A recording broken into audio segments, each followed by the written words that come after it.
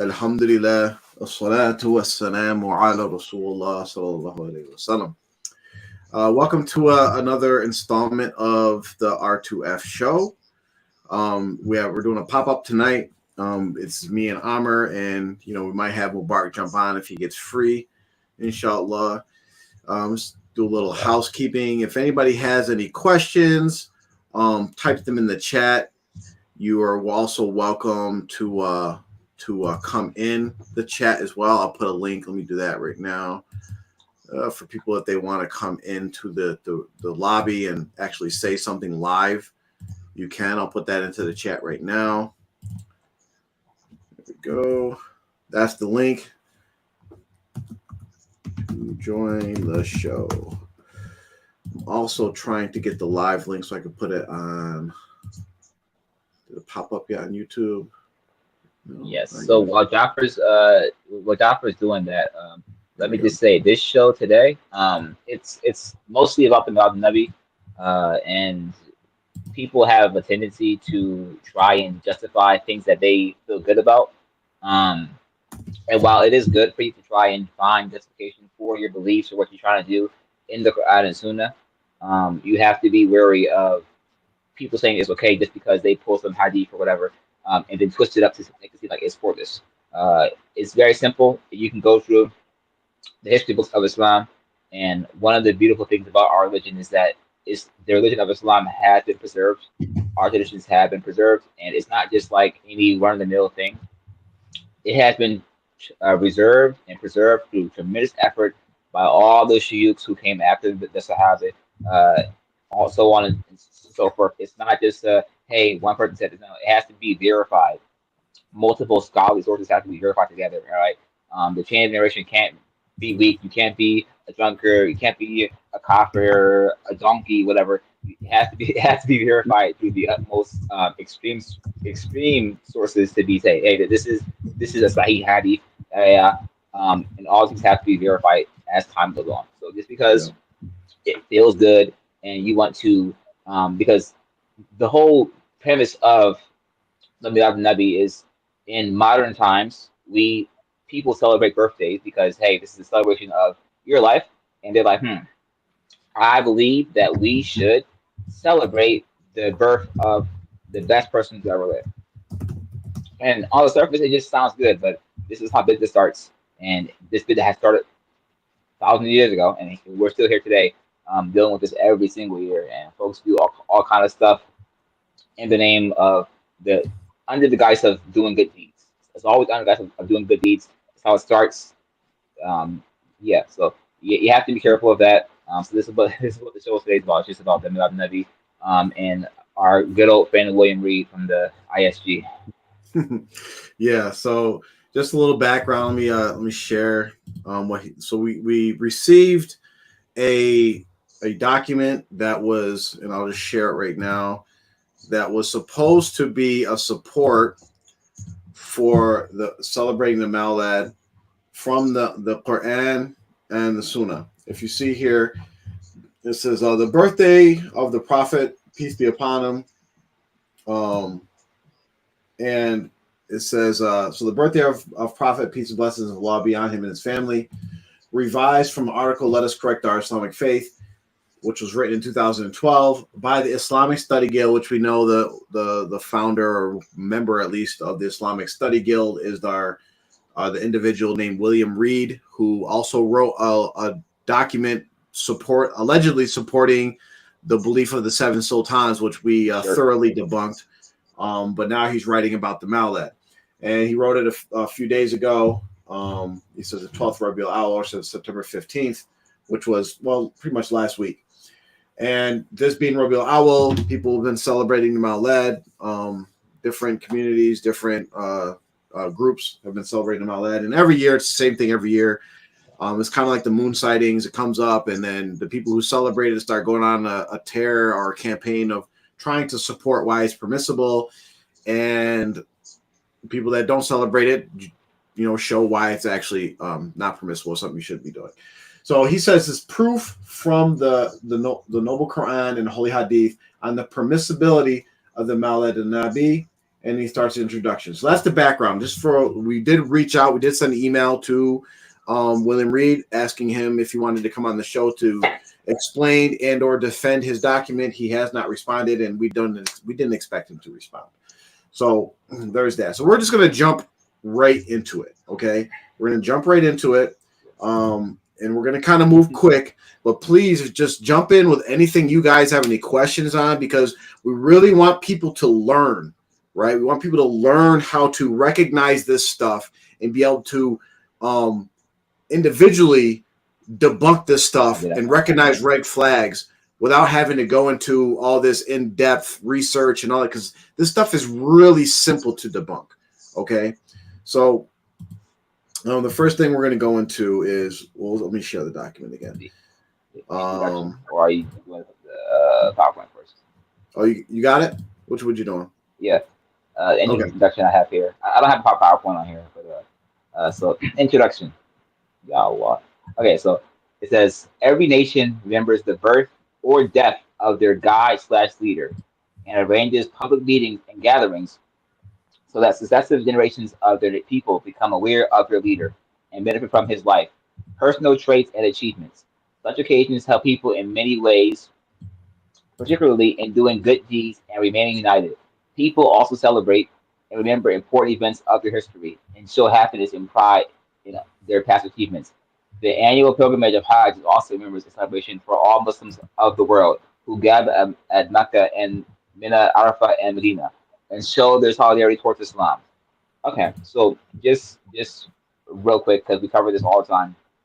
For many shows, many other videos, but just because a nation of people or how other nations and tribes and religions show respect towards their leaders and their religious figures and whatever the hell, that if it doesn't coincide with Islam, you do not do it. This is not how it works. You do not do it. I don't care if, because during the time of Jahiliyyah, folks would whenever a leader would come to the room, you would come bow down as a leader. This is not what we do as Muslims. So Islam has very clear set things on what you do and do not do. And regarding this, right, the celebrating of their leader or God, William Reed or anyone from the Islamic video, I tend to be history buff. If you can find me one authentic article of any other Sahaba doing this for the Prophet when he's alive, ever, all right, ever. Can you find me one article for someone doing this for Abu Bakr? He was the Khalifa. Umar, Uthman, Ali. Besides Shia, probably. Besides that, can you find me anyone from Ahl Sunnah wal Jama'ah who did this for any of the Sahabi or Prophet at all? Yep. So just because people, it's just really like, it's really a lazy attempt to say that, hey, other few people do this and we're just celebrating our leader. No, it's more than that, because Islam tells you what you can and cannot do. You cannot just willy-nilly make your own rules. Like, I want to do this, so it's fine. No, that's not how it works. Yeah, and just so we can, like, because what you want to do is, and we kind of jumped the gun a little bit, but I want to set people up with kind of like a framework of thinking, right? And when you get these things that come to you of whether you should do something or shouldn't do something, and whether it's supported by Islam or not, you want to establish a way of thinking Islamically so that you can actually debunk these things. So the first thing you want to do is establish a foundation of what are we talking about, right? So you got to identify the purpose, you got to identify the argument that's being made, and it's really important to identify the deception and the manipulation tactics that people use in these arguments, okay? You want to define key terms. You want to ask questions.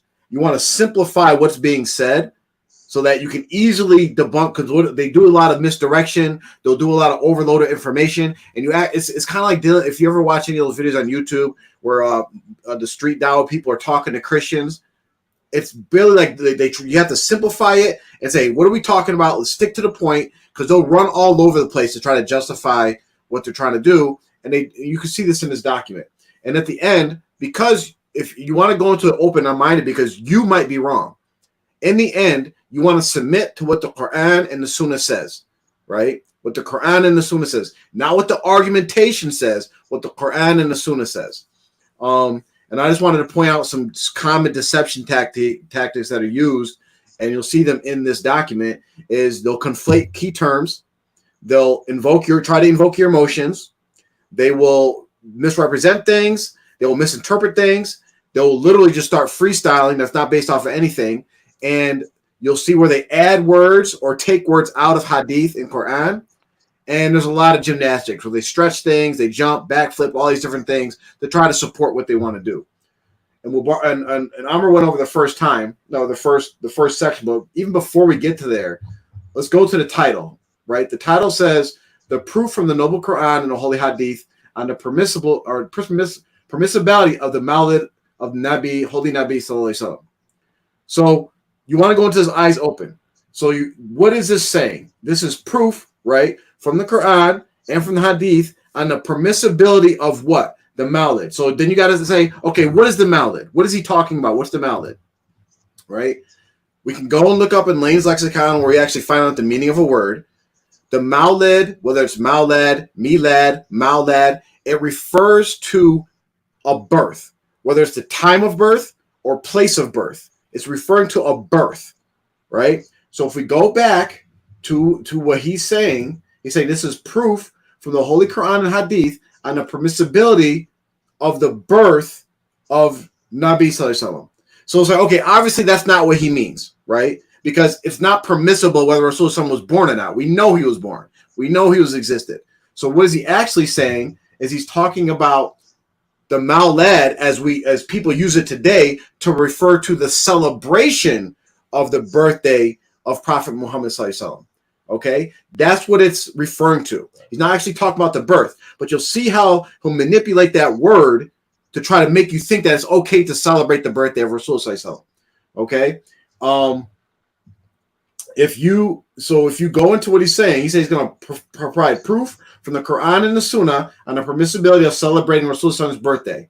Okay, so possible manipulation, right? Maybe he's just bad at communicating written, but you see that he didn't put that in the title. He just put Mawlid. This is a possible deception tactic because it makes you automatically think that, okay, I'm talking about the birth, but I purposely left out the celebrating part. So you have to keep that in your mind when you go forward. Absolutely. And just real quick, this is supposed to be a scholarly article. We mentioned this last time when William Reed did this. So scholarly articles, you have to be more in depth and more precise. You can't just skim through stuff. It has to be thoroughly explained what you're trying to get your point across. So it can't be left up to interpretation. It has to be very clear. Hey, this is my stance. This is what I'm arguing for and or against. So it can't just be whatever the hell. Okay, so Quran and Hadith are full of remembrance of the births of prophets like Adam, Musa, Isa, Yahya. Similarly, we have been commanded by the Quran and Hadith to celebrate Nabi. Real quick, before we get into that, I want to address that thing about, because I want to address, because he's saying he's going to provide Quran and Sunnah. What I want to provide support for what Amr just told y'all earlier about following the nations, because he gave a whole section. Amr just read to you about following the nations of basically who celebrate the birth and death of their guides and leaders. Okay, and Amr read that to you, and let's break that down a little bit. So he says every nation remembers the birth or death of their guide leader and arranges public meetings and gatherings. So the key term set, and you got to pay attention to this, he uses the words remembers and he uses public meetings and gatherings. But he's using these words to allude to that they celebrate the birth and death of their guides and leaders. That's what he's trying to get you to understand. But he's using the words remembers, and I don't even know if he's doing this, but a lot of this stuff, as we know William Reed does, he copies and pastes from the internet. So he might not even know that he's being manipulated by copying and pasting this stuff from the internet. But what they're doing is, right now you have Milad, right? Milad. You have remembrance. You have public meetings and gatherings. He has all these terms using together, mixing together. We're talking about how the deception is conflating words. He conflated all these words. So once you conflate all those words, you could literally use anything that supports any of those words to try to support the other one. And I'll give you an example in a little bit. But we want to simplify his argument. He's basically saying in that introduction that Everybody celebrates birthdays and death days, so we should too. Which, I mean, everybody's heard the term when they're, the parents say, if all your friends jumped off a bridge, would you do it too? That's pretty much his argument. Mm-hmm. Yeah, jump off the bridge because everybody's doing it, right? Join us, yeah. It's fun.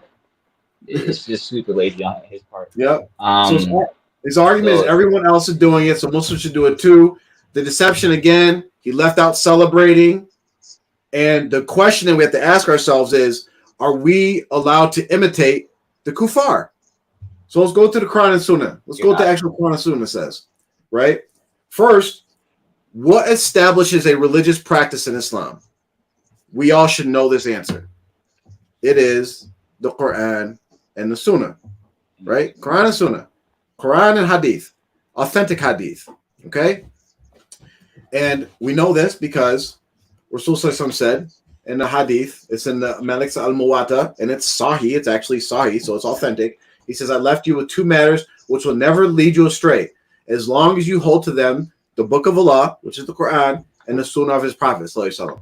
Okay? That's what guides us, not what other nations have done in the past. Okay? Next thing, what about following other nations? Do we blindly imitate what every nation does? Well, what does Allah say in the Holy Quran? Oh, you who have believed, do not take the Jews and Christians as allies. They are, in fact, allies of one another. Whoever is an ally to them among you, then indeed he is one of them. Indeed, Allah guides not the wrongdoing people. Right? This is an ayah supporting that we do not imitate Jews and Christians. Right? And let's talk about specifically nations. Right? He said every nation does this. Right? Allah says in Holy Quran, enter among nations which had passed on before you of jinn and mankind into the fire. Every time and this is like the biggest evidence about this, his whole introduction.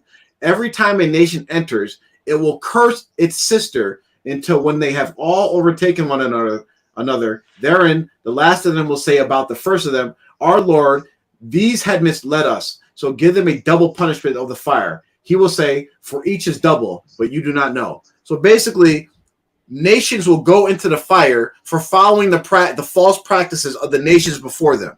Then when Allah throws them into the fire, they're going to blame the previous nation like, they're the ones who got me to do this. They're the ones who told me to do this. So his advice, his support goes directly against what Allah is telling us in the Quran. And Hadith, Rasul said, you will certainly follow the ways of those who came before you, handspan by handspan, cubit by cubit, to the extent that if they entered the hole of a lizard, you will enter it too. We said, O Messenger of Allah, do you mean the Jews and the Christians? He said, who else? Right? Another hadith. Whoever imitates a people is one of them. So we have all these evidence about, warning us about imitating the kuffar, imitating other nations, imitating the common practices of non-Muslims. And who should we imitate? We already know this. We imitate Rasul Sallallahu Alaihi Wasallam. We imitate the Khalifa Rashidin, we imitate the Sahabas, and we imitate the pious predecessors after them. And there's a hadith here, and the hadith is very enlightening for all of us, and we're talking about specifically the Mawlid. Take these hadiths and take these ayats and really ingrain them in your thought process, and then look at the Mawlid in light of those. Rasulullah Sallallahu Alaihi Wasallam said he gave a sermon that filled the Sahabas with fear and tears. So they said to Rasulullah Sallallahu Alaihi Wasallam, it is as though this is a farewell sermon. So counsel us. So they're asking for final advice from Rasulullah Sallallahu Alaihi Wasallam because they're we believe it was a farewell sermon. And he said, I counsel you to have taqwa, fear Allah, and to listen and obey your leader, even if a slave were to become your amir. Verily, he among you who lives long will see great controversy, right? Great fitna. So you must keep to my sunnah and the sunnah of the Khalifa Rashidun, those who guide to the right way. Cling to it stubbornly. That means Rasul is telling us, cling to what I have done and what my Sahabas have done stubbornly. Be stubborn about it. What does that mean? When someone tries to pull you off of it, grab on tighter. When someone brings something new for you to grab onto, leave it alone. Be stubborn about this, right? Even when, literally with your molar teeth. Beware of newly invented matters in the religion, for verily bid'ah, innovation, is a misguidance. Just think about these warnings, y'all. Remember, this is Quran and Hadith. I didn't say anything from my own, like just making stuff up. This is from the Quran and Hadith. So, Islamically, and you guys can look this up yourself, as far as imitating non-Muslims, in regards to our religion, we don't imitate non-Muslims whatsoever. As far as non-religious practices that have nothing to do with worship or anything, like worldly affairs, like as far as like how we dress, we generally don't imitate them either as well as dress. But it's stuff that has nothing to do that connects to religion, like as far as like, you know, different cultural practices that may be of benefit, like for instance, certain types of like food we eat and different things. Yeah, we can do those types of things that has nothing to do with our religion. But as far as how we look, how we act, how we practice our religion, particularly within worship, we do not imitate non-Muslims. We follow the Quran and the Sunnah. Very simply. Very simply. Very well said, Jaffer. And really, just the basics of it. Like, if you go read any book of the Sirah, right? Any book, the first thing they talk about is how the forefathers of the Arabs had fallen into idol worship. All right. And that was what was around them, right? That was the nations that they had, their forefathers, right? And Islam came to eradicate that from the Arabian Peninsula and the whole world. So why would you go backwards just to say, hey, other people do it, we can do it too? It's just not how it works. It's really lazy on his part. Yep. And this is why I forget what you said, but like studying the Sirah, right, the history of Islam is part of your religion. Because when you study that, you cannot be led astray because you know the things that happened and transpired beforehand. So it's very important for you to understand this and learn this so that when these things come up, you can say, hey, well, I've gone through history books. I've listened to every lecture I can, and none of the Sahabas celebrated the Mawlid, so I'm not going to do it either. It's very simple. Yep.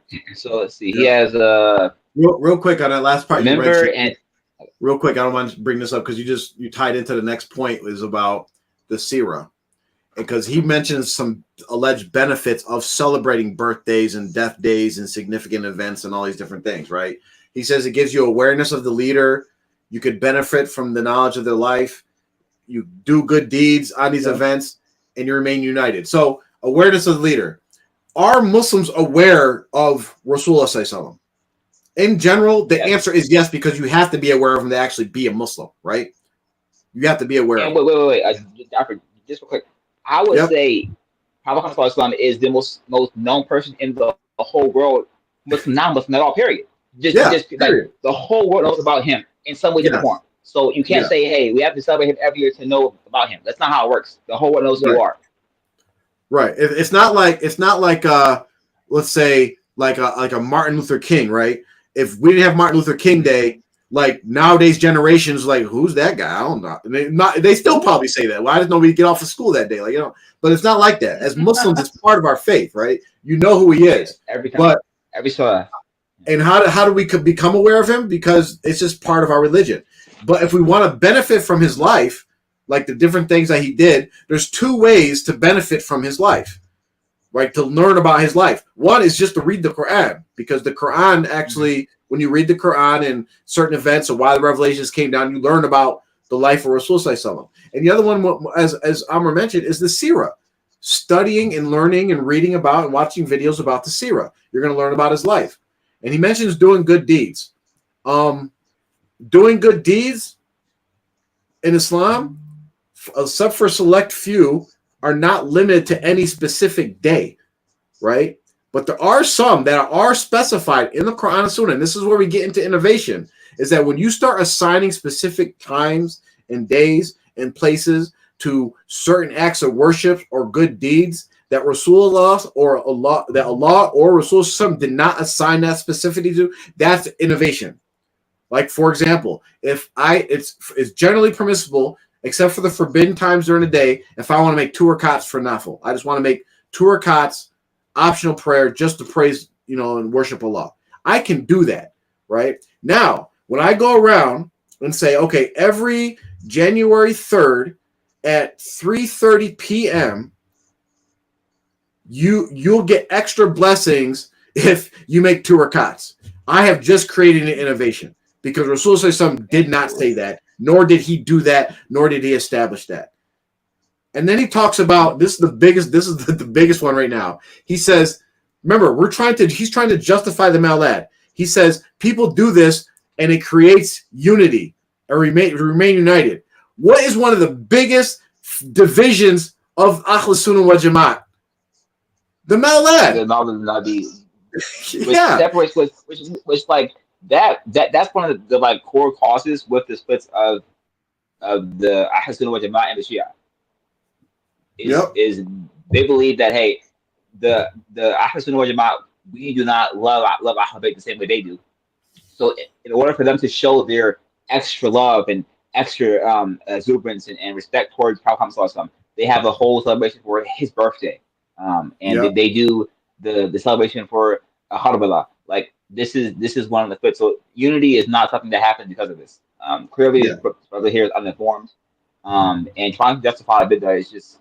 It's really lazy on his part. It's just like the people who were when Palestine just started getting bombed again, and they're like, "Hey, everyone, on Friday, let's all do 700,000 dhikrs for Palestine."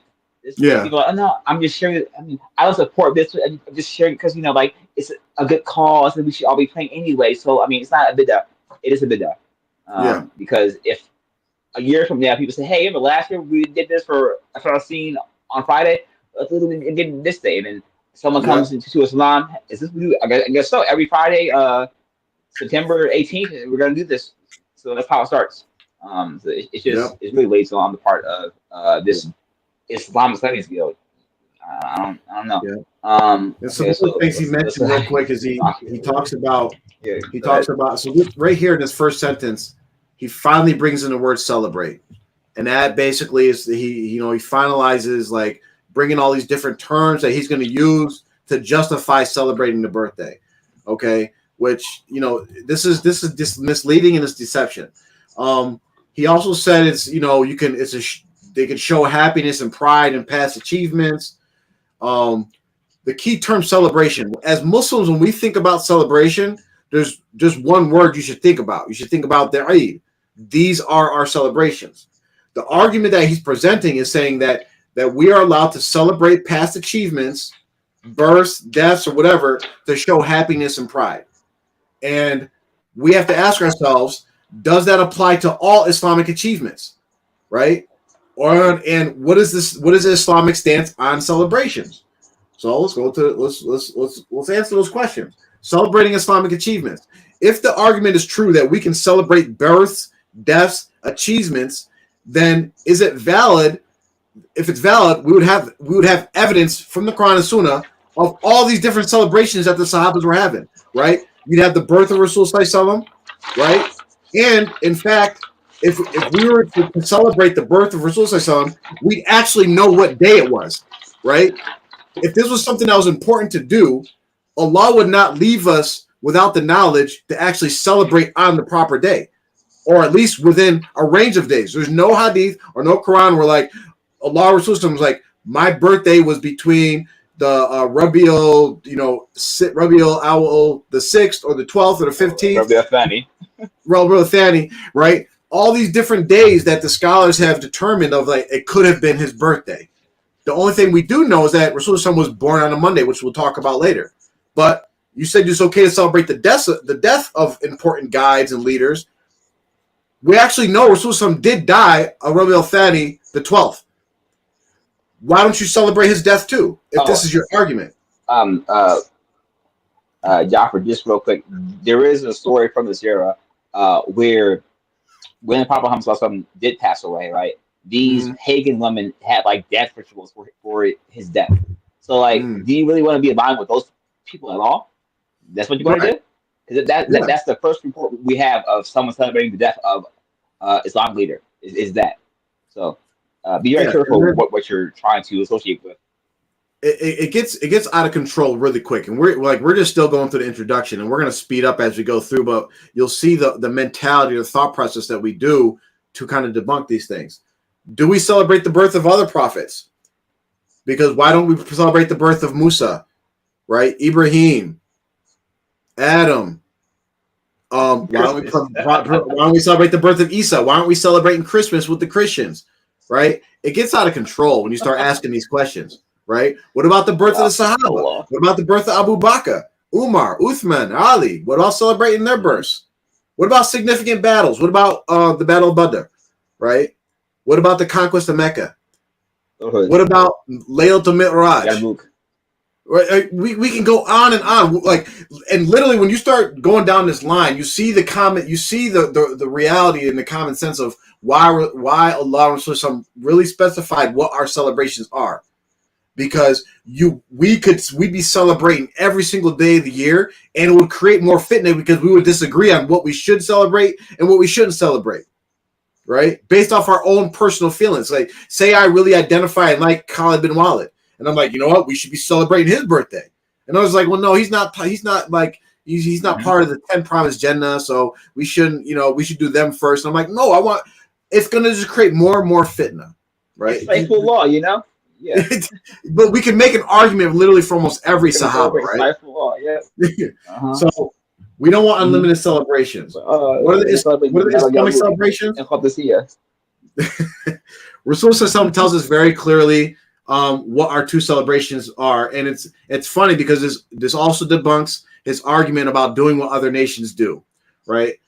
Rasulullah Sallallahu arrived in Medina during the 2 days which they were celebrating.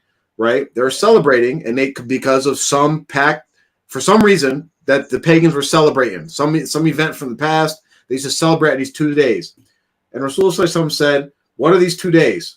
They said, "We would celebrate these 2 days in the time of ignorance." So something that the previous nations would do, right? This is the argument by William Reed, and he says the Prophet said, "Verily, Allah has replaced these 2 days with 2 better days, Eid al-Adha and Eid al-Fitr." So those 2 days are our 2 days of celebration. Those are the only 2 Islamic days that we are celebrating something, is the 2 Eids. That's it. So whenever we're talking about celebration, if anybody's coming to you, it's okay to celebrate XYZ. If they're tying it to our religion as far as worship or Islam, say, no, I don't want to hear you, because Rasulullah said we have 2 days to celebrate, the 2 Eids. That's it. Those are our days of celebration. Okay, that's it. And then he does a thing where he tries to loop in Hajj as a celebration. Hajj is a religious ritual that is specified very clearly in the Quran that we make Hajj, right? If you want to say the practices in Hajj connect to events in the past that important people did, yes, that is true. But it's not a celebration. The Eid at the end of Hajj is the celebration of what we did through Hajj. Not that, because there's so many different things you do. You make tawaf, right? You sacrifice animals, all these different things you do, right? So to say that the Hajj is a celebration and that it's a justification for celebrating the birth of Rasulullah is totally off base. Okay, it's a clear act of worship that Allah commands us to do. In the Quran, we do it because Allah and Rasulullah tell us to do it, and it's pretty much that. Let's see. Yes. So now we get just real quick.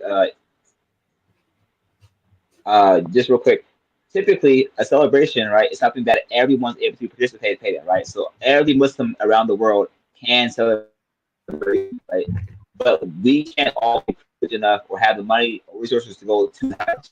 So this is why a lot like Islam is very simple in the way that everyone can benefit from it, right? So if you can't afford to go to Hajj, right, then hey, it's unfortunate, but the 2 Eids you have, you can celebrate those anywhere in the world. It's not inclusive for people that have the money or can make it over there. That's why it's a celebration. That's why the Hadith didn't say Eid Mawlid or the celebrations are very clear. Everyone can participate in a celebration. If you're at work and they're having a pizza party, guess what? Everyone there can have pizza. It's not just It's not very, just sorry, that's a very good point. You can have pizza. Very good point. Very clear. We have a question in the chat. Says, can you explain the Hadith talking about Prophet Muhammad Sallallahu Alaihi Wasallam, the Abyssinians allowed to celebrate festivals as stated in Bukhari? You're at the post Hadith, because the Hadith that I know about how Abyssinians celebrating was actually them celebrating on the Eid and how they were celebrating. They were doing like some kind of knife dance or something like that. And I think Abu Bakr wanted to stop them, but Rasul said, no, that this is how they celebrate. Let them celebrate. That's the hadith I'm aware of, but you'll have to post a specific one that you're referring to about celebrating festivals, because I'm not aware of any of hadith about Abyssinian celebrations outside of the Eid. So now he gets into and also on the Eid, also on Eid, like there's like certain things that you can do that you couldn't do on other days, like the story about when Abu Bakr went to the house of her Prophet and his wives are like singing and dancing over the hell during Eid. So like they're able to do that. It's fine. So you wouldn't do it on a normal day, but on that day it's fine. It's a celebration. So you have to take that into account whenever you're trying to justify certain things. On that point, and there's certain things that you can't do on the Eid that you can do on other days. Like, for instance, you cannot fast on the Eid. You cannot fast when you're celebrating, right? So, but what do you guys do on celebrating the birthday, right? Do you guys fast, or you guys have feasts? You pass out food and all these different things. You guys are celebrating. So how can you celebrate? This is how Muslims celebrate. We eat, we pass out food, we share food, but you're not allowed to do that on the Eid. So. And we'll get into talk about Rasul Sallallahu actually the only authentic thing regarding what Rasul Sallallahu used to do in recognition of his birthday was he fasted on Mondays occasionally. Fast. Yeah. So he gets into he fasted every Monday, Thursday, basically. So he fasted basically every Monday, Thursday. So it's not really like, oh wow, he would fast most Mondays and Thursdays. Yeah, he didn't fast on Monday and Rabiul Awwal on the 12th. Right? He fasted every Monday and Thursday. Yeah. So he finally gets into, the Quran and the proof from the Quran and Hadith. And Amr can go. Well, first, let me see if there's anything I have on this. So proof from the Quran and Sunnah. So when you hear that, you expect clear proof of Allah or Rasulullah commanding us or giving permission to celebrate the birth of Rasulullah, right? And if you're looking for a hadith, then there should be something clear where Rasulullah did it, and meaning he celebrated his birthday on Rabiul 12th, on Rabiul Awwal or Thani on the 12th, and he commanded people to do it, or the Sahabas were doing it and he gave approval of it. This is what we expect to see, okay? And we have to be aware of this is what these people do is they will find something and give some kind of ambiguous interpretation to connect it to what they want to do. And Allah talks about this in the Quran, where he says, it is he who has sent down to you, O Muhammad, the book. In it are verses that are precise. They are the foundation of the book, and others unspecific. As for those in whose hearts is deviation from truth, they will follow that of it which is unspecific, seeking discord and seeking an interpretation suitable to them. And no one knows his true interpretation except Allah. But those firm in knowledge say, we believe in it. All of it is from our Lord. And no one will be reminded except those of understanding. So Allah is warning us of people who want to just look into the Quran and the Hadith to just find an interpretation suitable for them. And what they will bring is they'll bring ayats and Hadith that actually doesn't specifically refer to what they want to do and find some way to justify what they want to do. And it was Yasir Qadi who said the quote, and I was like, yeah, that's exactly true, is that when someone wants to do something, if they are savvy enough, they can justify anything with the Quran and the Sunnah. All they have to do is cherry pick ayats, words, hadith, misinterpret them, twist their meanings, and all of a sudden, if you don't know any better, you're like, oh, that sounds about right. But us as Muslims, we have to go to what is actually the ayats mean. We go to the tafsir. We go to the real explanation. We just don't rely on the translation and twist the meanings. We can't do that. Okay. So let's see. Let's go back to the document. He says, Quran Hadith are full of remembrance of the births of prophets like Hadrat Adam alayhi salam, Hadrat Musa alayhi salam, and Hadrat Isa alayhi salam. So in Hadrat Yahya, etc. Similarly, we have been commanded by the Quran and Hadith to celebrate Milad al-Nabi. So he just makes a statement and says that the Quran and Hadith are full of remembrance. Remember, this document is supposed to support the celebration of the birthday of Rasulullah, but then he's conflating words and says the Quran and Hadith are full of remembrance of the birth of Prophet of Hadrat Adam. So first of all, Adam wasn't born. He was created. So I just want to put that out there. He was not born. He was created. He has no father. He has no mother. He was not born. He was created by Allah's hand specifically. And then Allah blew life into him. Okay, so that's X. Moses, I don't know if we have anything in the Quran about his birth. The only thing I can know of, this which I didn't embark here, is about like after he was born, he was put into a river by his mother in a basket, and then he went to Pharaoh's house. But as far as like his birthday and celebrating his birthday, I don't know. There's nothing in the Quran about celebrating his birthday. Isa alayhi salam, yeah, we know about his birth because it was a miraculous birth. He didn't have a father. Like, yeah, we know about that, right? Hazrat Yahya, he gives some kind, I think he believes gives some evidence in here, but he makes the jump. It says, similarly, we have been commanded by Quran Hadith to celebrate the Milad al-Nabi, the birth of Rasulullah. He makes that claim. Okay, so deception. He uses remembrance to allude to celebrations, and we have to ask ourselves, where is the birth of Rasulullah mentioned in the Quran? Answer, nowhere. Where is the command to celebrate the birth of any prophet in the Quran?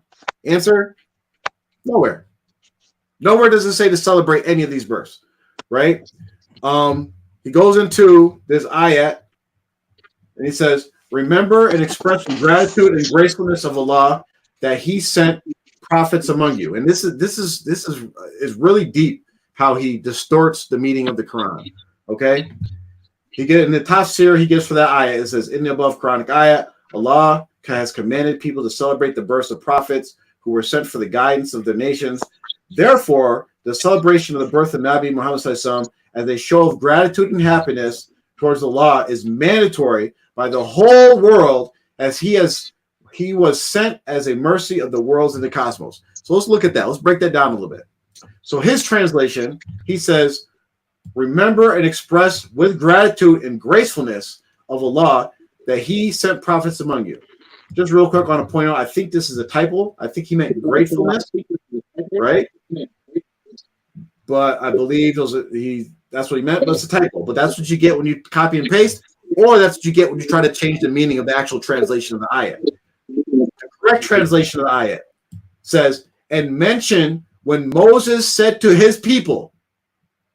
So this is a statement that Moses said to his people. Who the Moses people? The Bani Israel. He said, "O my people, remember the favor of Allah upon you when He appointed among you prophets and made you possessors and gave you that which He had not given anyone among the worlds." That's the whole ayah. And there's a reason why he only put partial of the ayah. Because he's trying to say that Allah commanded this, right? He's trying to say that everyone, like this, Allah's talking to everyone, because He says the entire world, and it's a command to express with gratitude, right? He's trying to allude, like expressing with gratitude means celebrate, right? And he's trying to say that Allah's talking about all the prophets. What is the actual meaning of this ayat? Allah is pointing out how Moses said to his people, anyway, and he says among you, is referring to all people. So his tafsir is Allah commanded people to celebrate the births of prophets. Therefore, the celebration of the birth of Rasulullah is mandatory by the whole world. Let's go to the correct tafsir of the ayah. Moses alayhi salam said this to the Bani Israel before Allah commanded them to go fight jihad. And the reason why Moses was saying this to the people, because the people were refusing to go to jihad. And Moses was saying to them, remember the favor that Allah gave you. Like, because they were favored. They had all these prophets that were sent directly to them, to their specific nation. And they got all types of blessings and all the different miracles that they received. And Moses is reminding them of this, like, how are you guys going to deny the command of Allah when Allah favored y'all and gave you all this stuff? So it's nowhere in near to the close to the tafsir that this brother came said that Allah is commanding us to celebrate the birth or the sending of messengers, and this mandatory upon the whole world. Just think about this. If it was mandatory upon the whole world, and Muslims understood this, and the ones that understood this the best would be the Sahabas, then they would be forcing even non-Muslims to celebrate it. No, you got to come out here. You got to go. You got to come. You got to celebrate this because it's mandatory upon the whole world to celebrate the birth of our prophet. It's a very mistranslation, misinterpretation, and clear deception of Allah's words. Then he transitions to, Rasul Sallallahu is the mercy of the world. He gives the ayats, we have not sent you, O Nabi Sallallahu except for the mercy of the world. And then he says, so for Allah's mercy and beneficence, O believers, you celebrate the happiness. It is better than what they accumulate. So he says, of course, this is an ayat, and he didn't mistranslate it this time, alhamdulillah, is that we have not sent you, O Rasul Sallallahu except for the mercy on the worlds. So who is Allah referring to in this ayat? He's referring to Rasulullah Sallallahu very clearly. Well, if you read the tafsir, because it doesn't say Rasulullah Sallallahu specifically. You have to know the tafsir that when he's saying you, he's talking to Rasulullah Sallallahu. And what is the purpose? Why is he doing this? Because he's trying to use this ayat so he can misinterpret or misrepresent the next ayat. Okay? So it's a setup. The next ayat says, say, for Allah's mercy, because he's already put you in a mindset that whenever you hear mercy, you got to think of Rasulullah specifically. And the next ayah says, so for Allah's mercy and beneficence, O believers, you celebrate the happiness. It is better than what they accumulate. Right? Another typo, he says then instead of than. It is better than. This is what happens when you change, translations, or you're trying to twist things, or when you copy and paste without thinking. Right? And the Arabic, if you go back to the Arabic that he's using, that Allah uses, is right here. Where's it at? It's فَلْيَفْرَحُوا. فَلْيَفْرَحُوا. The root word is faraha, which means to rejoice. Okay? And he's trying to use this word and act like it means celebrate. Right? Because he says celebrate the happiness. Well, guess what? That word does not mean celebrate. Doesn't mean celebrate. Okay? That's the first thing. It means to be joyful. It means to be glad. It means to be happy. So like you at a celebration, you can rejoice, but you also mostly rejoice without a celebration, right? A group celebration. I could rejoice as soon as I get off this show, like, oh, I get to go to sleep. I'm happy. I'm going to show gratitude. I get to go to bed, right? That's rejoice, faraha. I'm not throwing a celebration. I'm not having a parade. I'm not inviting all the neighbors over to come throw a party, right? But the main thing is, in this ayat, what is Allah referring to? Allah is referring to the Quran in this ayat. Go read the ayat yourself. Read the ayats before it. Read the ayats after it. Read the tafsir. Allah is talking about rejoice in the Quran that I sent you. Show happiness. Be glad that I sent you the Quran, because it talks about how the Quran, there's healing in it, there's guidance in it, and all these different things. So again, misinterpretation, it's deception. And I want to talk real quick about this whole idea of conflating words, because you really have to pay attention to this with these people that misinterpret or try to deceive you. We have the Mawlid, which means birth. We have the Eid, which is Islamic celebration. We have Faraha, which is rejoice. We have Dhikr, which means remembrance. And you have Hafala, which means actually to celebrate. Okay? So pay attention to all these words, because Hafala does not mean Mawlid, nor does Mawlid mean Hafala. Celebrate does not mean birth, and birth doesn't mean celebrate. Rejoice does not mean celebrate, and celebrate does not mean rejoice. Eid means celebration. Hafala means celebration. So all these words, if you look into Arabic of the Hadith and the Quran, you should be seeing the words Hafala and Eid, and you don't see those words. Dhikr, remembrance. Right now, we're doing dhikr. Are we having a celebration? We're on a live podcast. We're not having a celebration, but this is dhikr. Reading Quran is dhikr. Making salat is dhikr. Listening to a seerah is dhikr. This is remembrance. It's not a celebration. It's not a party. That is not dhikr. That's not remembrance. The next ayah he presents, I'm going kind of quick because I know we're running out of time and I wanted to get done soon, but inshallah we'll get through this quick. He provides the ayah and says, and salam is on him the day when he was born, and the day when he will receive Mount, and the day when he will be raised alive. And he says in the above ayat, Allah has mentioned the complete milad of Nabi Yahya. For those of who can read Arabic, there's no word milad in there. It says wa salamun alayhi yawma wulida wa yawma yamutu wa yawma yub'athu hayya. Yeah. No, nothing about celebration, nothing about milad, nothing in there about milad. But what is he actually talking about? He's talking about wait. Jaffer, this thing says in the above ayah, Allah Ta'ala has mentioned the complete milad of Nabi Yahya. Where? Mm-hmm. Exactly. Exactly. Exactly. So again, whenever someone, you gotta love, I'm not gonna say you gotta love, but when people present ayats, especially ayats, to support something, it's very easy to go to multiple tafsirs that have been translated to English and say, what does that ayat mean? Has anybody, any recognized Sunni scholar said that this means this? And you'll see that no, they haven't. But it's very clear that this ayat is talking about Nabi Yahya, right? And it's talking about how Allah has basically granted him, what is salam?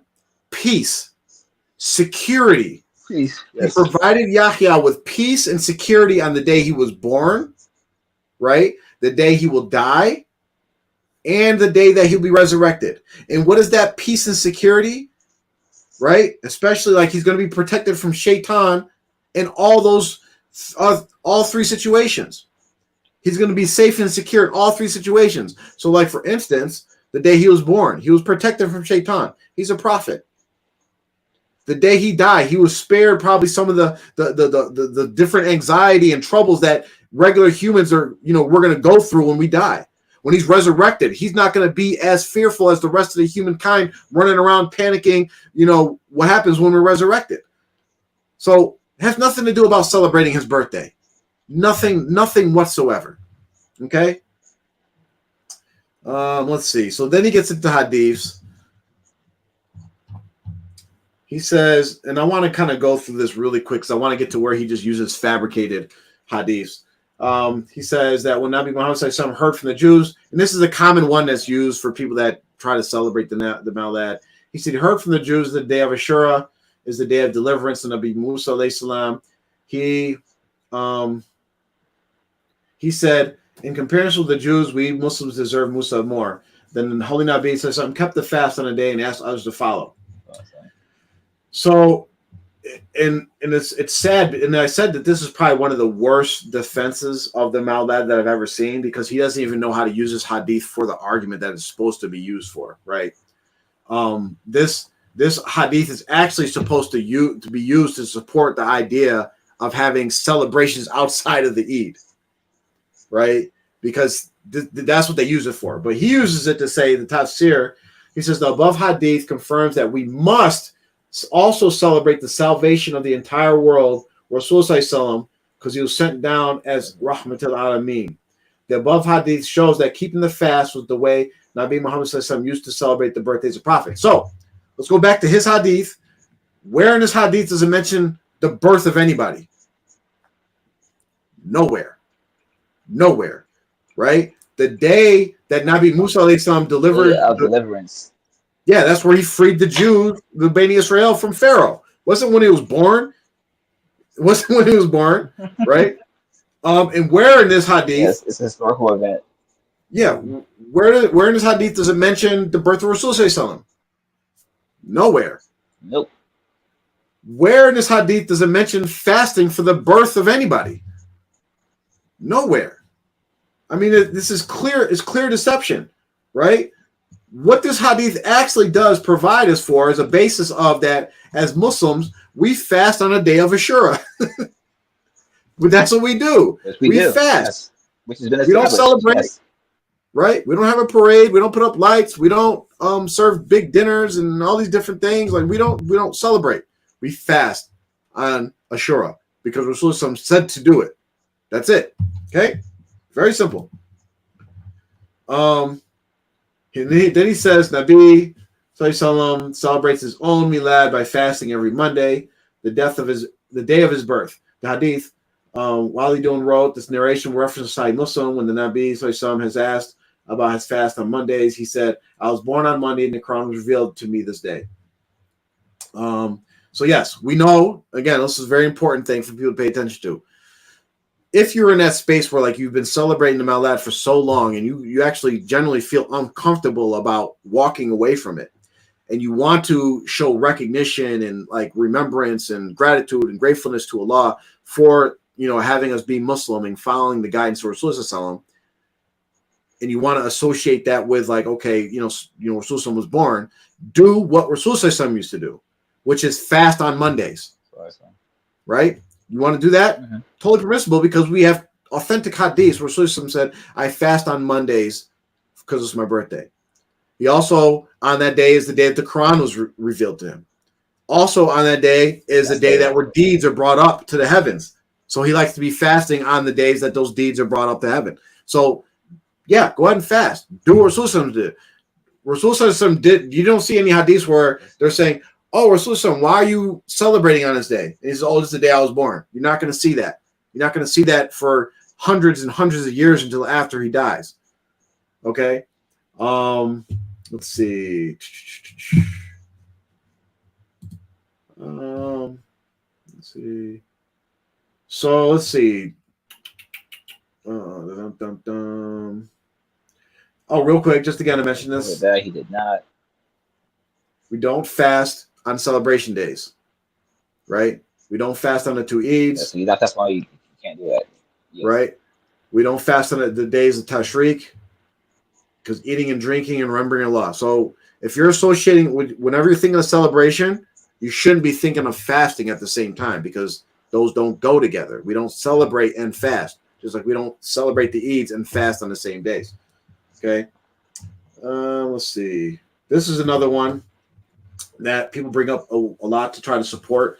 It says, Urwa narrated Thuwayba was the freed slave of Abu Lahab, whom he had freed, and then she suckled the Prophet. When Abu Lahab died, one of his relatives, his brother El-Abbas, saw him in a dream in a very bad state and asked him, what have you encountered? Abu Lahab said, I have not found any rest since I left you, except that I have been given water to drink in this space between his thumb and the fingers, and that is because of my freeing Thuwayba out of joy as she informed him of the birth of Prophet Muhammad Sallallahu. And then he puts Bukhari. And then he keeps on going. He says, when the Prophet Sallallahu was born, Abu Lahab's slave girl Thuwayba came and informed him of the birth. Out of joy at the news, he freed her, and she later suckled the Prophet Sallallahu and even became Muslim. Because of this, even Lahab, the arch enemy of Islam, receives water to drink whilst in the hellfire every Monday, and the hand he gestured with to free Thuwayba. So first, he puts Bukhari, and this wording is actually in Bukhari, but it's actually not a hadith. Okay? It's not a hadith. So where to go here? Okay. And so, also, while I'm responding to that real quick, why would you use Abu Lahab as justification for your celebration? Yeah, so we know for sure is going to hell. There's a lot of problems with this, right? So the portion, if you look at the hadith and you go look this up in Sahih Bukhari, the hadith is actually the book of weddings, right? And the hadith portion of this actually hadith, is regarding something about weddings. I forget which. But then at the bottom of the wedding, the narrative of the hadith adds his own additional commentary. Okay? And that's when he starts talking about this dream that he heard that the slave girl Abu Lahab had, right? And so that wording is in there. If we go back to the wording, this is the wording. Saw him in a dream in a very bad state. First, let's debunk. This part right here is not part of the wording. He had that on. Him mentioning that Thuwayba became Muslim, we actually don't know if she became Muslim or not. We don't know that, but it's irrelevant.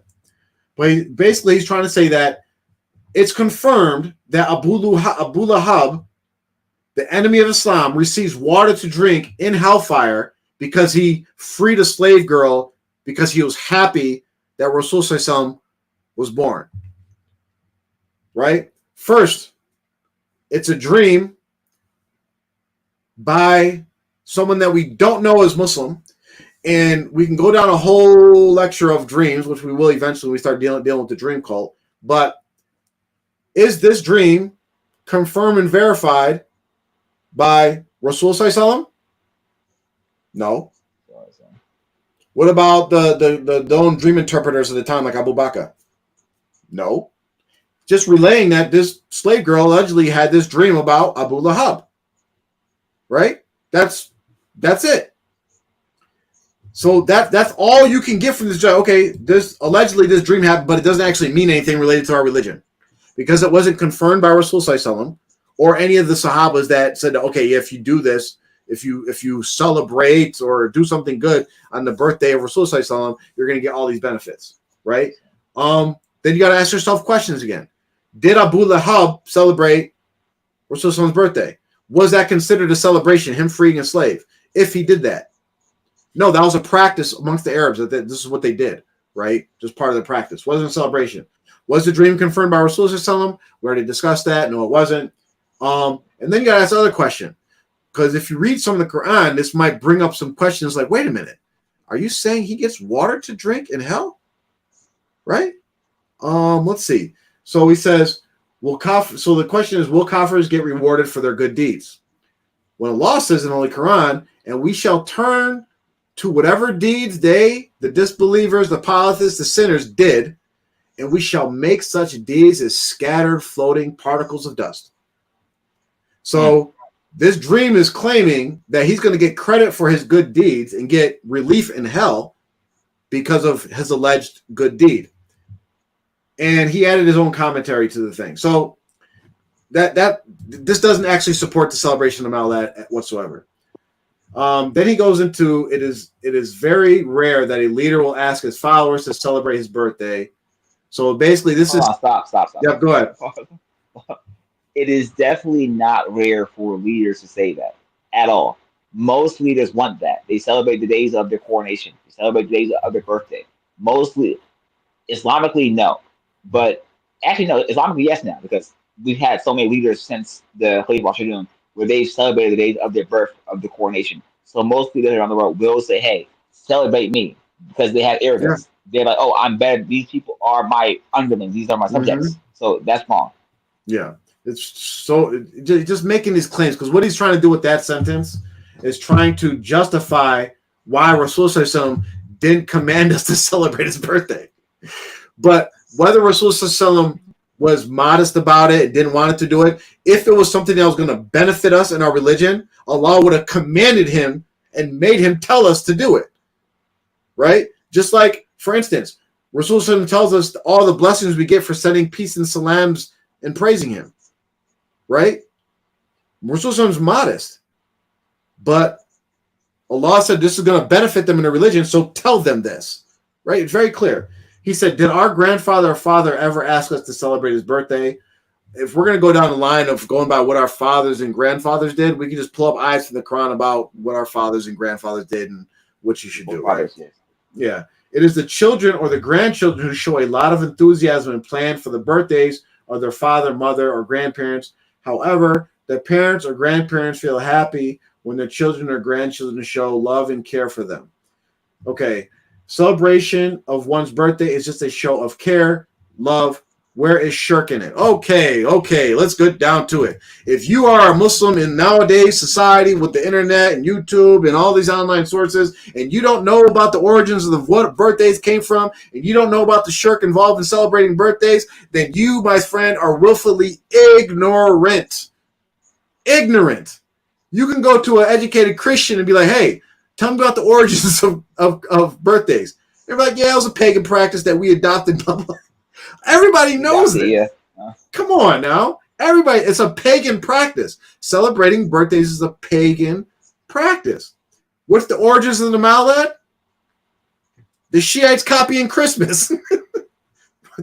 Simple. Mm-hmm. They copied Christmas. They're competing with the Christians. Let's compete with the Christians with Christmas and do our own birthday for our profit, right? Shirk. I don't know many people, besides talking about birthdays themselves, about how they're shirk, go into an argument about the Mawlid being shirk. They say it's an innovation. As far as I know, I never heard an argument for someone saying celebrating the Prophet's birthday is shirk, it's shirk. Birthdays have an origin in shirk, but the Mawlid and what people do to justify it, it's innovation. It's clear innovation. So you see a little guilty conscience coming out like, where's the shirk? Okay, whatever. If you know, that's on your mind. And that's kind of like a double negative. Like no one's ever said that, so you're just trying to make it seem more extreme than it is. No, us saying you can't do it doesn't mean. Listen, the things you can't do in Islam doesn't mean that there are shirk. Like if you go out and eat pork, right? That's not shirk, but it's very haram for you to do it. It's not you saying, "Hey, I believe that this pork is God." It's wrong for you to do it. It's haram, but it's not shirk for you to go and eat pork. It's haram for you to do it. So those things do not correlate. And that last post he had about like, oh, it's just a birthday. He sounds like an Instagram girl posting her birthday, and all the comments that I heard that's how I'm just like, oh, it's just a birthday. It's not that serious, bro. Like it really is. It really is that serious. And people need to grow up. I think it's like we're so trying to fit into the society and the norms of today that we will lose our religion in the process because, hey, this is what everyone else does. This is the common stuff that happens today because, hey, birthday, sure, it's a pagan practice. It used to be, but it's not. It doesn't need it anymore. It kind of still does. Because if you see the way non-Muslims celebrate their birthdays, tell me that's not paganism. Yeah, it's very clear. I mean, if for someone to make this idea of justifying birthdays and you're Muslim, I mean, you're just ignorant. You're just ignorant, just real ignorant. He says, and then he allegedly provides examples of Rasulullah visiting places where Sahaba celebrated his birthday on his Milad day. He shows a lot of happiness on the gathering, also told them that they will get salvation in the hereafter for their deed. So he says, and then he continues and says, the kind of Milad Nabi celebrations we see nowadays have developed over time. I'm going to translate that sentence. The kind of Milad Nabi celebrations we see now have innovated over time. Yeah, we agree. We agree. Yeah. I wonder why it changed. You know what hasn't changed? Like Ramadan. You still fast all 29, 30 days. It has to develop. It's like the Nation of Islam, right? The Nation of Islam will have like, okay, we only do winter times. We only fast winter for like 8 hours. So that's what they did for their development. Muslims who still follow the moonlight, like, Allah. Exactly. Hold on. And then he says, however, he says, in the times of the Sahaba, we find sketchy record of big celebrations were organized on Nabi's birthday. So he's basically acknowledging that. He says sketchy records. Like he couldn't find anything. Yeah, you're not going to find anything. You're not. There's no record. There's no record of them celebrating. That means. Oh man. Yeah. Well, not even that. It's sketchy, and this term means it is a fabrication 100% of the time. Because I mentioned earlier at the start of the show, Islam, the religion of Islam has been preserved basically 100%. All right, so we have basically all the stuff that we need to know about our religion has been handed down, prescribed through the 1,000 years. It's been 1,400 plus years of Islam. It has been kept thoroughly. So if you found a sketchy report or something about Islam, throw it out. Yes. Or without. Exactly. There is no sketchy in Islam. No, if it's not, leave it alone. Yes. And then he says, however, we do find individual small gatherings about the Milad, as we have quoted in the following hadith, in which Holy Nabi Sallallahu himself attending such gatherings. So allegedly, and we'll get into it, but he says, with time, our living styles change as many comforts of the worldly living are made available to us by scientific and technological development. Today, we have very tall buildings, which were not there in the times of the Nabi Sallallahu. We're traveling by airplanes, TV, blah, blah, blah. Similar celebration Milad as we see today has done differently earlier, but everyone, including Sahaba, Imams. Okay, so basically, this whole paragraph is a very common argument made by people who want to support innovation and have no idea what innovation is, because they always start talking about modern day technology. Right? Yes. When we're talking about innovation, we're talking about acts of worship, things that are tied to the religion. Religious okay? Matters, yes. Yeah, religious matters. Innovation in how we practice our religion. Innovation in how we worship Allah. And as Amr just pointed out, how we worship Allah has been preserved. The way we make salah has not evolved over time, right? The way that we make Jummah, we don't be like, oh, you know what? There's technology now, and we don't have to leave our homes. We could just Skype, and the imam do it on a computer, and I could just, we can make congregational salat anywhere, just as long as we just log in. Like, no, we have to go to the masjid, just like the Sahabas that went to the masjid, sit down, listen to the khutbah, make salat behind the imam, and this is what we do, right? Worship does not change. If your worship is changing, and you're trying to justify your act of worship by saying, well, it's just changed and evolved over time. That is not how worship works in Islam.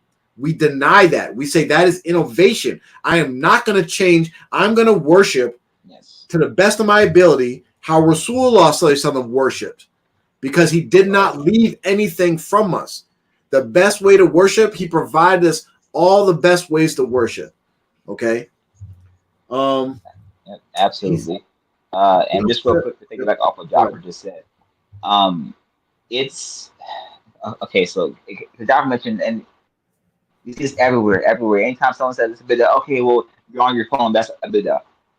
You being on your phone is not affecting the way in which you worship as a Muslim. It's not stopping you from being able to do your deeds or take you out of Islam. Because, hey, listen, I have a phone, yes. I can put my phone down and go pray. All right. Allah prescribed me to pray. I pray 5 times a day. My phone's down. I have a car. I don't pray. I don't pray while I'm driving my car. I stop my car. So it's very lazy. And it shows that people are so against learning their religion. They find it a hindrance for them. It's like, there you go again, bringing up the religion again. I'm doing just fine, doing my own thing. That's not how it works. That's absolutely not how it works. Exactly. If someone does not want to show happiness on this important occasion, giving absurd excuses, it shows that his claim of love Nabi Sallallahu Alaihi Wasallam is not real. It's only on his lips, meaning he belongs to the category of munafiqun. We'll address that a little bit later. I'm going to go a little quick because I want to just cover the fabricated hadiths. Whoa. So he says, Abu Khatum, whoever has nated his hadith, and Imam Jalaluddin Suyuti narrates this hadith. First, I advise this brother to learn. I don't know who these other brothers are, other alleged scholars. I know who Imam Jalaluddin Suyuti is, very famous scholar, right? Jalaluddin Suyuti, one of the things he's known for is his historical preservation and his dedication to it. So if you want to know Jalaluddin Suyuti, know that whenever you see a hadith that's quoted or referenced from Jalaluddin Suyuti's collections, know that Jalaluddin Suyuti collected every single hadith. It wasn't like a Sahih Bukhari or Sahih Muslim where it's like, no, the hadiths have to meet a certain strict criteria for me to report this. He reported fabricated hadiths, weak hadiths, Sahih hadiths. Basically, he's like, I'm gonna record everything that was said, and I'm gonna they can determine whether it's authentic or not, right? So what people do is they go and find hadith in his collection, not knowing anything about hadith sciences or whatever, and say, oh, this hadith is there. That means I could do this, right? So that's the first thing you have to know is that if something comes from Jalaluddin Suyuti, you have to have, it has to also have a grade on it that some muhaddith, a hadith scholar said, this is authentic according to whatever standards that they're following, whether it's Muslim or Bukhari, that this hadith is authentic. Okay, so it's not that he was like he was promoting fabricated hadiths or strange hadith. He was like a historian at that point, right? This is what someone said. Document it. This is what someone said. Document it. Okay. But the hadith says, I went to the house of Amir Ansari along with the Nabi Sallallahu Hadrat Abu Amir has narrated the events of the birth of Nabi Muhammad to a gathering of his relatives and children, and was repeating, this was the day, and this was the day. That the Nabi Sallallahu said, "O Abu Amir, Allah has opened the doors of mercy, rahmah for you, and the angels are praying for your absolution. Whoever does this act of yours, he would also get the salvation like yours." Okay. So basically he's saying that this brother gathered his relatives and children and was repeating on this day, talking about the birth of Rasulullah. Rasulullah came to his house and walked on him and said, basically, you've been guaranteed salvation for doing this. So we'll just jump right to it. Forget about what he says that this claims, whatever. And there's another hadith that he claims, and I don't even want to go through them, but these hadiths don't even exist. They don't exist. They do not exist. At all. They do not exist. And so I was gonna say, listen, I don't think that Abu Amir Ansari was part of the Ashram Bushra. Now, there were other people pumped in as well, not just those 10. But maybe I'm mistaken. I don't remember like that being something that was like told to me about the people who were pumped in them besides the Ashram Bushra. So yeah, who knows? Like maybe he's pumped in. Inshallah, he is. But this hadith, see, and this is the thing too. Certain hadiths that are fabricated look so fake. Like they don't even seem plausible. Yeah, the Nabi. Which hadiths do you know of where the Sahabas are referring to Rasulullah as the Prophet said this? Right? Usually it's like Rasulullah said, like they speak to him more like about more formally but directly. They're not referring to him like as like you know. You know what I'm saying? But anyway, like you can tell the wordings off, like Amr said, but there's actually the first hadith. I found a fatwa on it where the scholars said we haven't found this hadith in any of the books of hadith that we have, in any of the books of hadith that they have, and there's just nothing that exists that I found on this hadith. Doesn't mean that it doesn't out there, but if this very clearly, like you can see where we're going with this. And then he gets into what does Imam Ibn Taymiyyah say about this, and he goes into that. So the rest of this document we kind of couldn't ignore because his alleged thing was that he's going to provide proof from the Quran and Sunnah. So whatever he says, the scholars, it doesn't really matter because scholars can be wrong, and you could find scholars that say, oh, yeah, you can do this, but then you have to go to their works and actually say, are they speaking about the same thing you're speaking of? Because what they do is they go to their works and cherry pick certain quotes and say, yeah, we can celebrate the Mawlid. But was Ibn Taymiyyah talking about the celebration that you're talking about? Was he talking about the same Mawlid that you're talking about? Most likely not, right? And then he talks about... And Jaffer, just real quick. It's kind of the irony for me for our brother William Reed here. Yeah. Shaykhul Islam Ibn Taymiyyah, one of the most respected scholars in Islam ever, right? This is the same William Reed who slandered him in his last post about Seven Sultan. Yeah. You remember at the end of his Seven Sultan post, he was slandering Shaykh Islam Ibn Taymiyyah, talking about he was a crazy Majnun scholar. That's why he went to jail for saying wrong things. That's why he died. Like he was hungry or whatever the hell. Like so, it's crazy. People they will do whatever they can to try and fit their narrative and fill their malarkey out loud. Like, now you're And quoting Imitation? so he's doing it as in like basically what he's saying is even the people, because he has this whole thing at the end about Salafis, right? So basically he's saying like, oh, even your scholars say it's okay.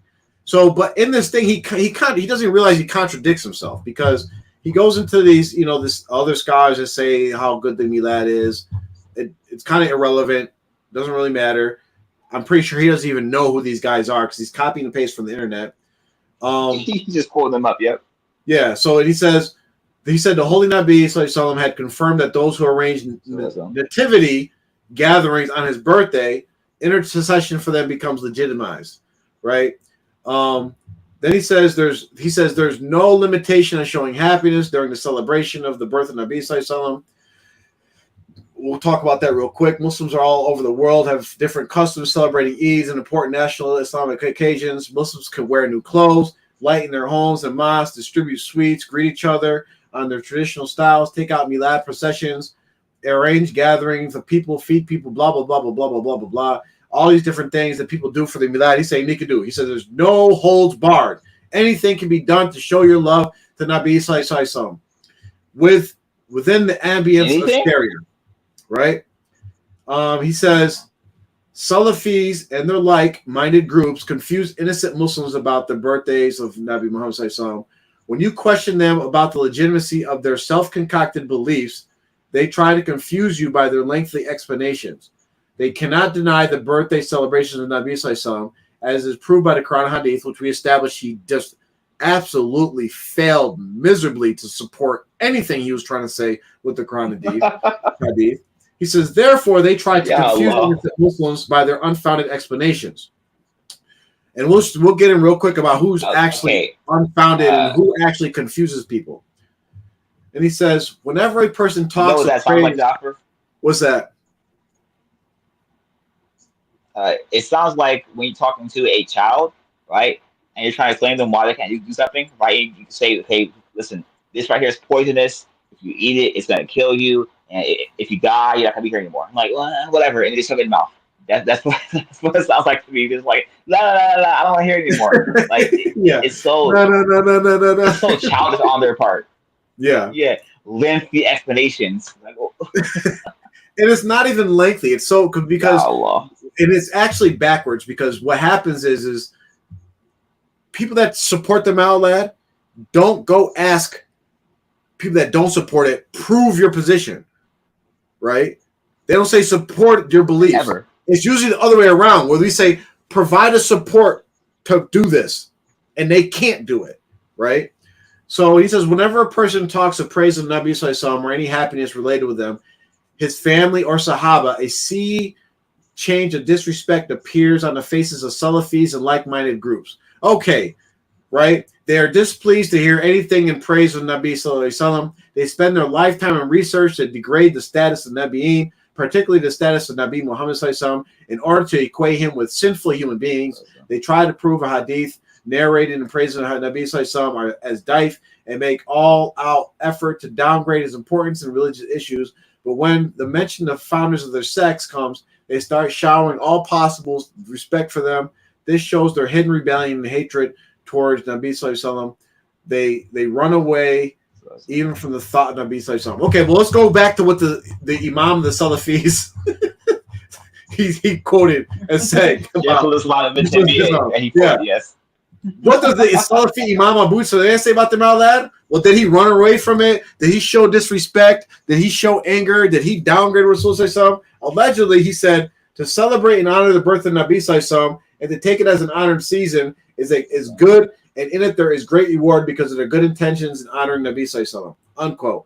As far as what people do during the Milad, either as a rival celebration to what the Christian do during the time of Christ's birthday, or as an expression of their love and admiration and a sign of praise for the Nabi Sallallahu, the angels pray for their absolution. Unquote.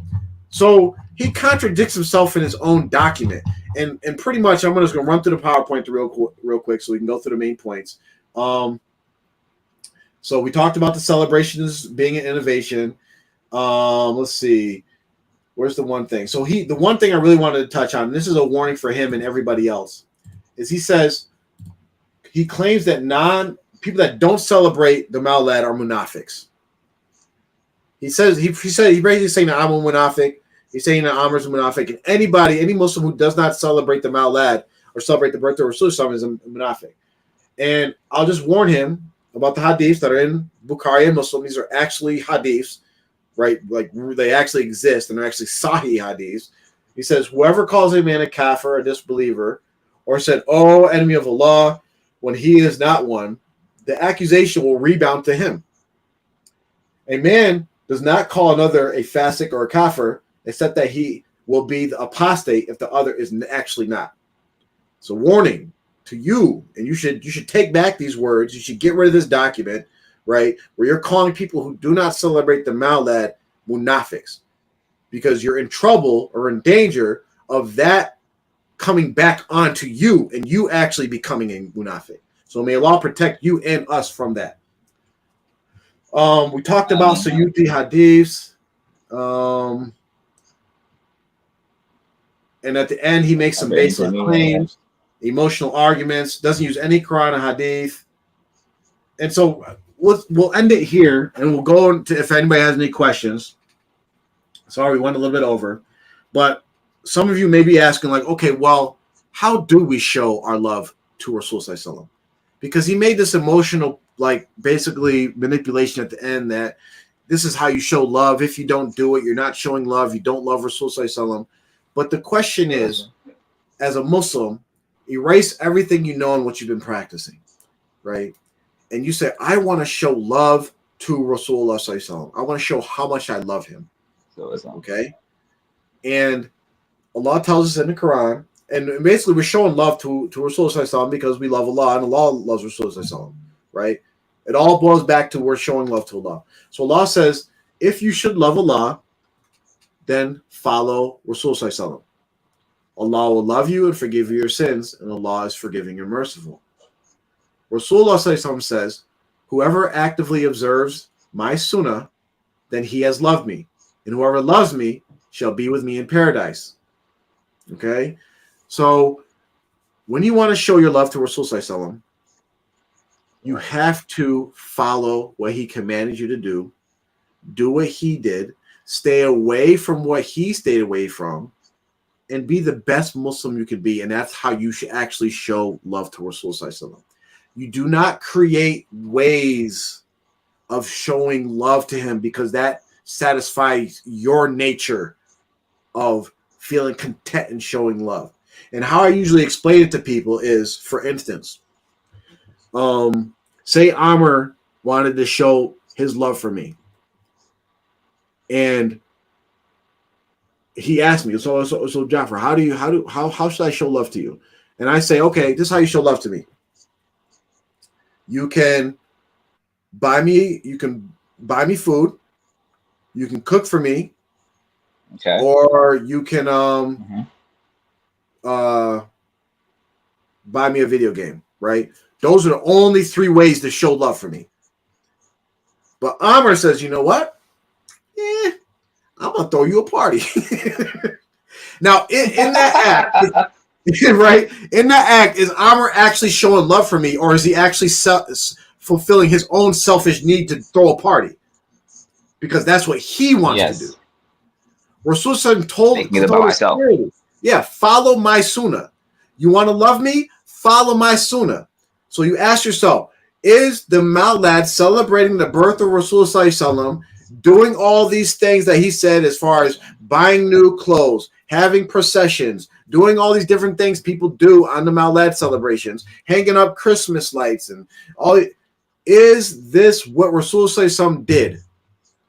No. So don't do it. Right? So if you want to say, okay, so how do I recognize, pay homage to, or acknowledge the birth of Rasulullah? Fast on Mondays. Start there and end there. In regards to his mention about we could do this no holds barred, we could do whatever we want in the Mawlid, right? Rasulullah very clearly said in the Hadith in Bukhari, He says, do not exaggerate in praising me as the Christians praise the Son of Mary. For I am only a slave. So call me the slave of Allah and his prophet. And finally, what is, if you guys disagree with what we're saying, if there's a disagreement on whether to celebrate the birth of Rasulullah or not to celebrate the birth of Rasulullah, what does Allah tell us to do? He says, and if you disagree over anything, refer it back to Allah and Rasulullah. If you should believe in Allah and the last day, that is the best way and best end result. So we very clearly showed in this hour and a half, this 12-page document, how it is utterly, completely false, failed at supporting the Mawlid with the Quran and Hadith because nobody can do it. And the man needs to seek forgiveness from Allah for spreading this falsehood out there. He needs to really seek forgiveness. He needs to seek forgiveness for calling, like, we don't even, like, people that are against celebrating the Mawlid, at least they shouldn't, we don't go around labeling these people munafiqs. Oh, you're celebrating the Mawlid? You're a munafiq. You're a kafir. You're this and that. We don't even do that. So why is this brother doing that? He needs to really take those words back just for his own sake. We have Mubarak joining us real quick. Do you have any extra words on this that you'd like to add? I just got one thing to say. Excellent show, brothers. Y'all did great. Excellent work.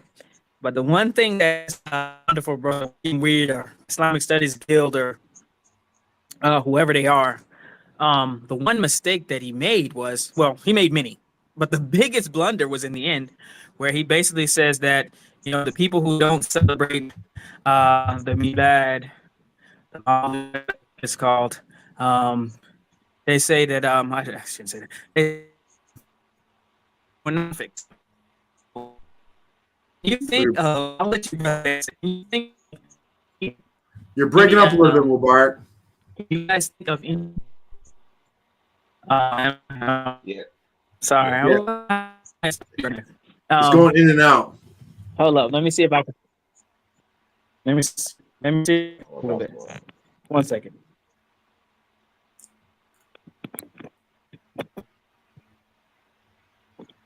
Okay. Can you hear me now? Yeah, that's better. That's better. Okay. So, anyways, let me just get to it.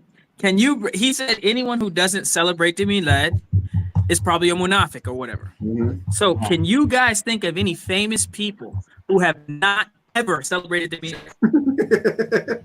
I can think of thousands actually. Well, I'll name the first 5 that come to my head. Rasulullah, Abu Bakr, Yes. Umar, Yes. Uthman, Yes. Ali. Just keep on going. Keep going. So yeah, basically, I know my internet. The point is, he's got 600 years worth of pitches, Sahaba, and predecessors who have never ever celebrated at one time. But yet they're all munafiqs. Him and his. Anyway, my internet is better. I'll leave it there, brothers. Sure, Kron, that's a great point. Great way to end the show. I don't believe I'll check the chat and see if we have any questions. I don't think we have any questions. I didn't see it. But Jafar, I just wanted to say this very clearly. And this might seem almost too common sense for most people, because common sense isn't common. We have it in today's world. But for people who celebrate the Mawlid, right? Do you think that we as Muslims wouldn't want to also celebrate the Mawlid? Do you think that we would love to have a day to celebrate? Like, hey, who doesn't love the celebration? Right. If you think that there's if you think that there is a halal celebration that we can be a part of, and we're saying no to us, are you people stupid? Exactly. I have never in my life met a Muslim who did not love their Eids ever. So you think that there's a third Eid out there somewhere phantomly in the world, And for some reason, for no reason at all, we're saying absolutely not. Yeah. We will not celebrate this story. Be for real. I love a day for work. I love good food. I love hanging out with other Muslims. Right. So if you think that I'm just like, oh, nah, no Eid for you. Are you people stupid?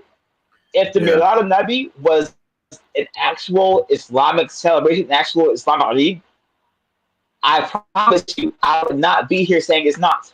I will be there with all of you having food at the mosque, eating biryani and stuff. Like, let's be for real. Common sense. Exactly. Islam is the most common sense thing, and there's a hadith where the Prophet says, "My ummah will never unite upon falsehood. The majority will never be upon falsehood." So the majority of Muslims do not celebrate the Mawlid Nabi. Why is that? You think that they just don't like Eid? Be for real. Yeah, straight up. I have one question from Joe, who says, "Does the term no compulsion in Islam apply in this situation?" I don't. The ayah about no compulsion in Islam is referring to making people become Muslim. That's what that ayah refers to, is that you cannot force people to take their shahada. As far as compulsion in regards to worship, if you're Muslim, once you submit to Islam and say, I'm a Muslim, you are compelled to do certain things and not do certain things. You can't just say, you can't make me not do it. I'm going to do it because there's no compulsion in Islam. No, there is. Once you become Muslim, there's compulsion. You have to obey Allah and Rasulullah. Otherwise, you may or may not follow Islam, or at least you're going to gain sins for doing something you're not supposed to be doing. Let's see. We had Brother Tawheed, who talks about, well, he did say this also. He said, there's no basis to reject Muhammad Qasim's dreams, and you spoke too soon.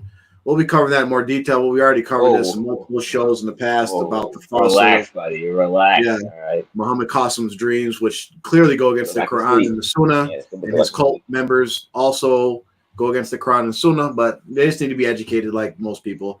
So we'll see. We'll go into that. Let's see. He is next. Yes. We should remember that Prophet said, pray as you see me pray.